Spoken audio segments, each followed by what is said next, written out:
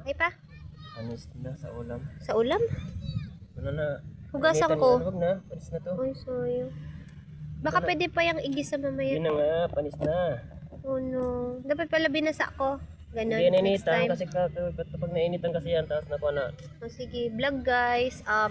Make sure na kapag magdadala kayo o magtitira kayo ng kanin, kainin nyo agad. Kasi pag natagalan na siya, Pag nainitan yan. mainit, nabuksan, marami ng bacteria.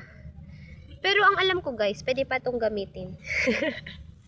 Hugasan lang mabuti. Tapos yung iba binibilad sa araw pag sa Pwede pa naman probinsya. panghugasan. Ay, dami naman po. Guys, thank you Lord for our food. Si coconut pa mahal, pang props lang po. Pero po, blessing po iyan. Pagpasalamatan po natin.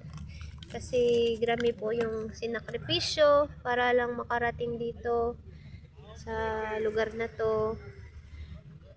Grabe po yung ginawa para makapaghanap ng trabaho. Para lang po makabili ng pagkain. At kahit papano, pag day off po, makaswimming dito. Pero yung pamasahe pa rin po, medyo magastos din po. Pero po, paminsan-minsan din po, kailangan natin ay mangalaga ng ating katawan. Magpapresko po. Ayan po. Biyaya po yung dagat. Thank you, Lord. In Jesus' name, Amen. Dito ka na, tabi.